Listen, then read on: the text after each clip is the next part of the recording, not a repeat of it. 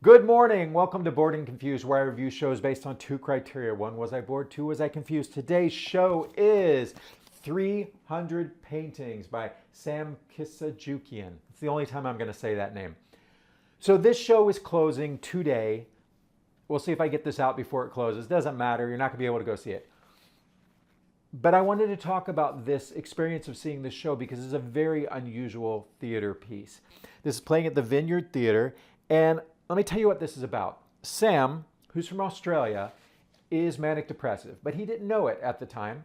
And he was a stand-up comic for 10 years, and he got to a point in his life, had a midlife crisis, where he was like, I hate doing stand-up. I'm changing who I am to pander to these people so I can get laughs, and I feel authentic, so I'm going to give up stand-up comedian, and I'm going to become a painter.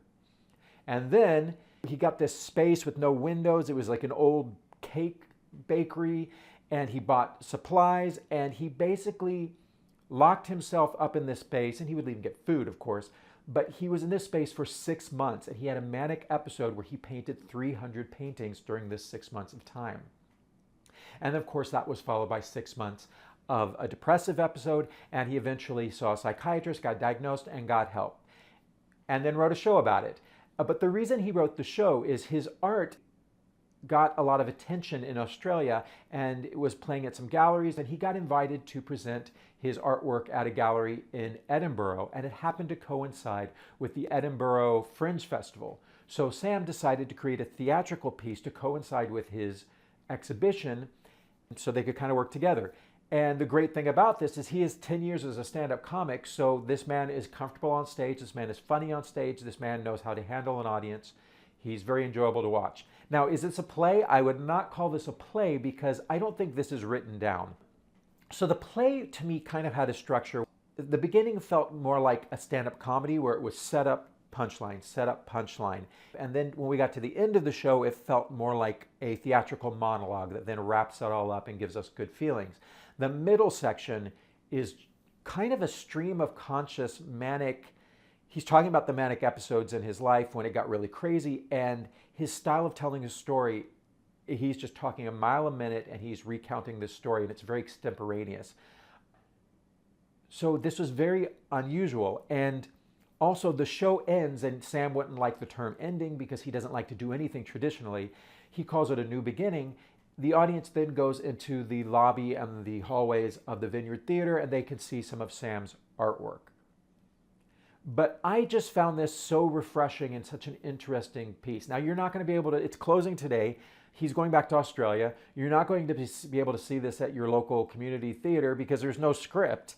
And it's really just Sam getting up there and giving a TED Talk. There's no script. For as far as I could tell, there's little to no direction. It's just him standing up there with a little clicker and a screen with some projections where he shows some of his art. He shows some photos from this time when he was going through all this. So, was I bored? Was I confused? I was not confused at all, although the person I went to this show with during that big middle section where he's just going on about all of this crazy stuff has potential to be confusing because it is confusing. He's got an addled brain. But I wasn't confused by it because I actually understood all the ridiculous things he was talking about. I was like, I could see how in your mind that seemed like a good idea at the time, but in retrospect, it's not. But was I bored? I actually was. I was bored during the middle section when he just goes off on this long monologue, just talking and talking.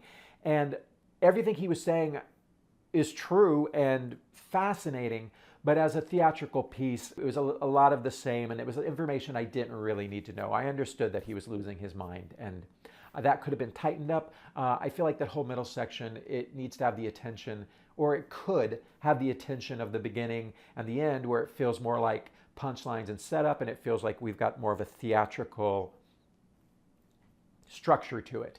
But again, I didn't see a director listed, so you're just getting pure Sam. So anyhow, I wanted to tell you about this piece, and I was, as a writer and an actor and a performer, I was like, what do I need to do? Do I need to lock myself in a bunker and have a 6-month episode? Do I need to sign up to be an elf at Macy's Santaland? And the answer is no. We all have these stories. It's just finding a way to tell them. Actually, I have a one-man show. The first show I wrote was a one-man show. It's called Flambe Dreams, but it became a 5-person show. Anyhow, check it out. What was so smart about this show, though, is because we knew it was a 6-month episode, and he starts in June, July, August, September is about where I got bored because he started going really crazy there. We always knew where we were in the narrative. We knew there were 300 paintings. We knew it was 6 months of a manic episode. So it was really great. He kind of told us what he was going to do, then he did it, then he wrapped it up. When he told us that he was becoming a painter and he talked about what he was going to paint for the first time, we are on the edge of our seat. We want to see this first painting he made. And it was fascinating to see his evolution in such a short period from becoming someone who had no experience, no training in art history or being a painter, becoming a successful painter in 6 months.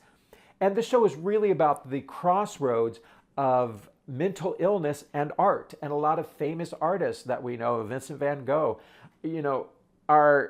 have mental issues, and a lot of musicians and a lot of people. And I was like, damn, maybe I just need some mental issues to really create some amazing art in a very short time. But the only problem with that is if you let that go on too long, you die. And Sam was getting to that point where he realized he had to do something or he was going to kill himself. Anyhow, I babbled on too long in the style of Sam, just going on and on. Keep an eye out for this guy.